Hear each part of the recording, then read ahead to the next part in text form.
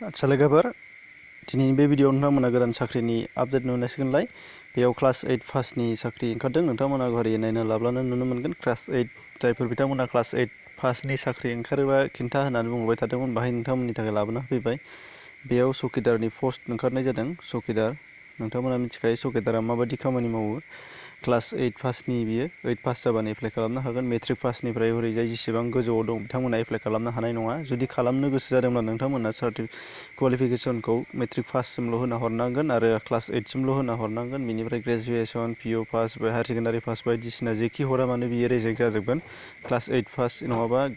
matric pass होनानैसो हरनांगोन होमबासो मोनगोन सेलारिया 37,000 प्लास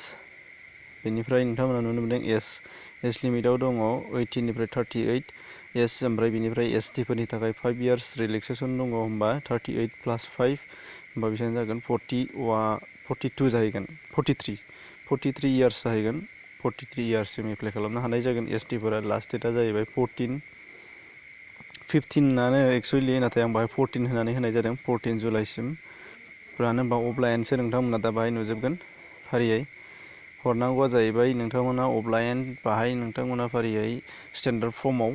एप्लाइ खालामनांगोन स्टेन्डार्ड फर्मखौ बयबो मिथिगौ बयबो जेरावबो मोनो नै बाहाय नोंथांमोना होग्रोनाय जादों स्टेन्डार्ड फर्मआव फिलआप खालामनांगोन गासैखौबो बेनिफ्राय सेल्फ एटास्टेड गोनां फट'कपि मोननै सार्टिफिकेट मोनसे बेयावबो सेल्फ एटास्टेड ओमफ्राय एड्रेस प्रुफ जायखिजाया नोंनि भटार कार्ड पेन कार्ड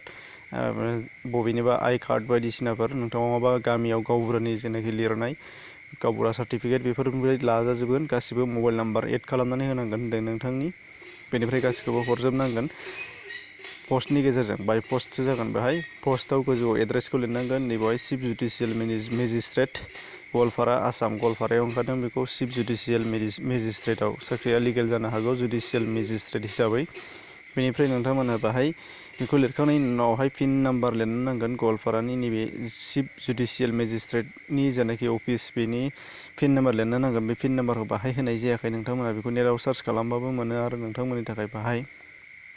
लिंकआव डिसक्रिपसननि लिंकआव नोंथांमोननि थाखाय अफिसियेल वेबसाइट होनाय जादों बेयाव डाइरेक्टलि हाबबानो अफिसियेल वेबसाइटआ गिंहैगोन ओमफ्राय बिनिफ्राय मोनसे मोजां बाथ्राया जाहैबाय नोंथांमोननो अफिसियेलनि जानाखि एडभार्टाइजमेन्ट बे अरिजिनेल एडभार्टाइजमेन्टआबो बेयाव लिंक दङ लिंकआव नोंथांमोना डाउनलड खालामनानै फुरा डिटेल्सै फरायजोबनानै खनसे फरायजोबबानो मोनसिगोन आरोखि बेनिफ्राय नोंथांमोना नायथारनांगौआ जाहैबाय बाहाय दङ मोनसे बाथ्राया जाहैबाय जेब्लाना नोंथांमोना एप्लाइ खालामहरगोन स्टेन्डार्ड फर्मनि गेजेरजों बाय पस्टजों बाहाय मोनसे खाम हरफानांगोन बे खामाव नोंथांमोना 5 रुपिसनि मोनसे स्टेम्प सिथाबनानै नोंनि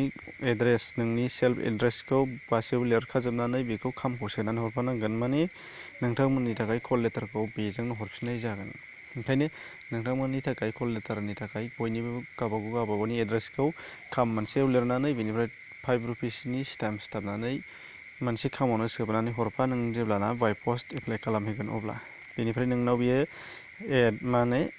नोंनि एडमिट कार्ड हिसाबै बेयाव बे खामजोंनो नोंनाव फैफिनगोन बेनिफ्राय फिलआप खालामनाया मोजां फिलआप खालाम ओंखायनो बुंखादों नोंथांमोननो थाखाय आं अरिजिनेल जानाखि एडभार्टाइजमेन्ट बेनो गाहायाव डिसक्रिपसनाव लिंकआव दंखायो डाउनलडल' खालामनानै ला बेनिफ्राय नायजोब जुदि बबेबा फिलआप खालामनाया थालाङोबा नोंथांमोना रिजेक्ट जानो हागौ होननानै बाहाय बुंखानाय जादों होनबा लोगोफोर नोंथांमोननि थाखाय जानाखि भिडिअनि मोजां मोननाय गाज्रि मोननाय बेनि सायाव नोंथांमोननि सायावसै आरो जायफोरा साख्रि नागिरबाय थादोंमोन 8 पासल' बिथांमोनहा एप्लाइ खालामनायखौ गारनो नाङा खालामथार मोननो हागौ चान्स दङ आरो गवालपारायावनो खाथियावनो नोंथांमोना बयनिबो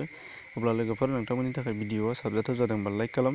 बेबायदि चेनेलाव गोदान मोनबाय थानो लुबैदोंबा नोंथांमोना साबस्क्राइब खालामाखैबा खालाम अब्ला एसेनोसै दिनैनि थाखाय